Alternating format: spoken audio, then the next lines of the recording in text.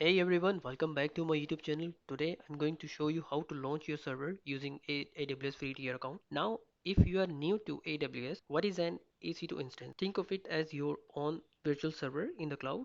Instead of buying a physical server, you can rent one from AWS and run it 24 by 7 anywhere in the world. You can use it to host websites, run apps, or practice DevOps skills. If you are new here, consider subscribing for quick and easy cloud tutorials. So let's get started. Stay with me for the next 3-4 minutes. I will show you step by step how to create your first EC2 instance or the server in AWS.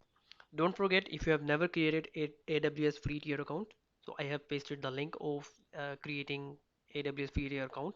Okay, you can watch my previous video.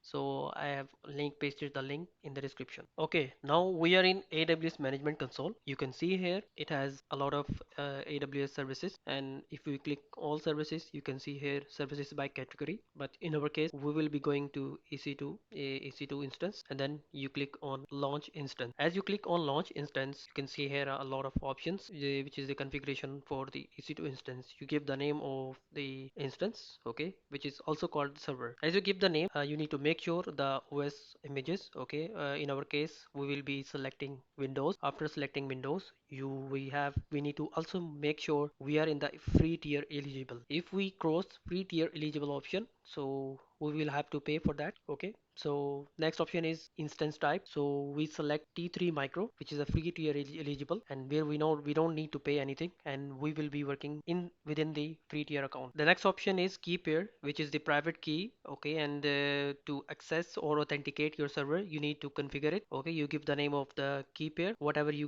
give the name, it's your choice, and create key pair, and it will download a file with .pem extension. The network settings, we keep it as default. Okay, we don't need to select anything, and it has selected and by default some settings, I mean the subnet. So in next option is RDP, HTTPS and HTTP. So RDP is already selected because we have selected the Windows option, and in the Windows option, it will show you RDP, and you have selected the Linux, it will show you SSH. Okay, the next option is configure storage. At least 30 GB you are required to configure or launch instance. Okay, and then you click launch instance. So it will take a few seconds. So after that, your instance has been created. Okay, so you go to the instance now. So you select your instance, and you can see here it is showing running. So okay, so now you have to click connect button. So after that, you can see here RTP client. So you need to go to the RTP client, and you have to download the remote desktop file. It will take you directly to the server to access that server, and you have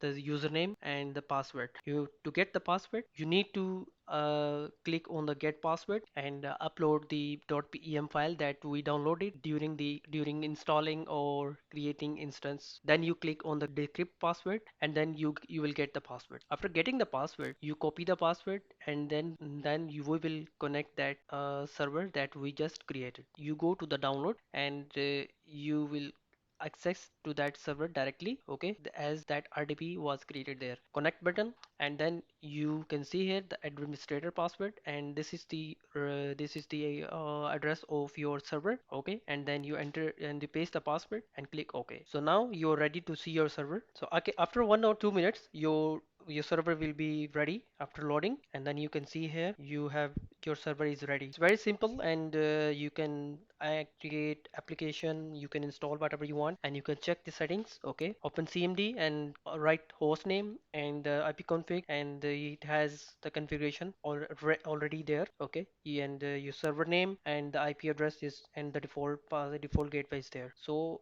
this server is also connected to the internet, and you can, so your server is also ready to go to the internet. So that's it guys, your EC2 server is up and running. If this video helped you, don't forget to hit the like button, do drop a comment on what you will use your server for, and subscribe for more short or and powerful cloud tutorials. Thank you for watching. I'll see you for the next one. Thank you. Bye bye.